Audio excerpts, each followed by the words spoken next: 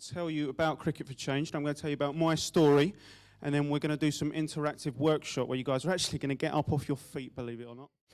It's called tape ball cricket, and it's based from out in Pakistan and India, where you wrap a tennis ball in electrical tape. It makes it behave like a cricket ball. It's very fun, urban and funky for young people to want to take part in, which is brilliant.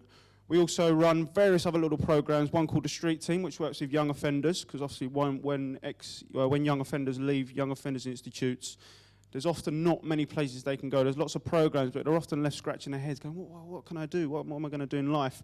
And we're there at the gate, at the door, and we're saying, you can come with us and you're going to be brilliant. So they come with us, and we do that around the world as well. And we also, in London, run a refugee cricket programme, which works with young Afghan refugees, because anybody who knows cricket, Afghanistan and cricket go together. So we work with young Afghans in Croydon, which is in South London, to bring them together, to help them learn English, help them read and write, and be better members of society. I'm now 23, at the same age as Alan, believe it or not. And I've been with Cricket for Change since I was about 16, although I became involved at around the age of 14. At the age of 14, as Jen mentioned at the beginning for her story, I became quite disconnected from life, just totally in general. I was like, oh, what is the point of this? I don't know what I'm doing, I don't know what I want to do.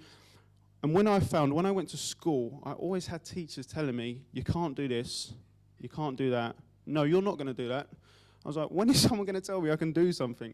And at the age of 14, I left school. I thought, I've had enough. And I just had a period of bunking and not doing much, and I left.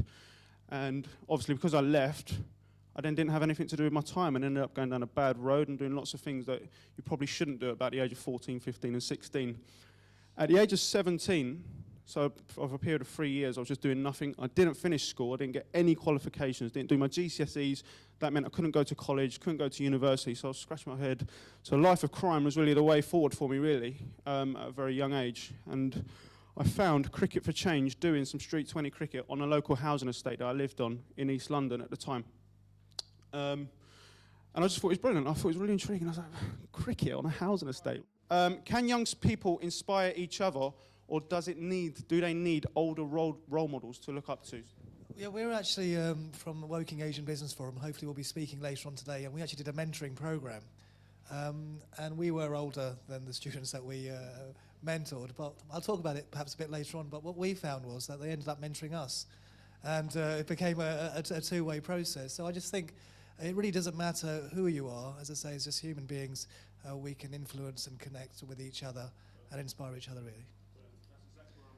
And as I say, just hearing you and what you've done at such a relatively young age is amazing, really, really inspiring. So you're a fantastic role model.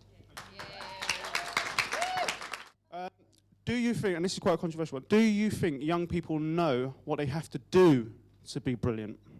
So do you think young people know what they have to do to achieve their brilliance? I'm going to say yes, because I think it's within us. It's about bringing it out of us. But I do think there's maybe adults out in the world that kind of go, no, you can't do this and you can't do that, that then maybe dampen it. But absolutely, yes, they know it is within them 100% and they have it. Whether we then allow people to bring it out of them is a different question, but yes, they 100% definitely have it. Okay. That I do agree that you do have it within you, but whether you know as a young person that you can do it, I don't think you do.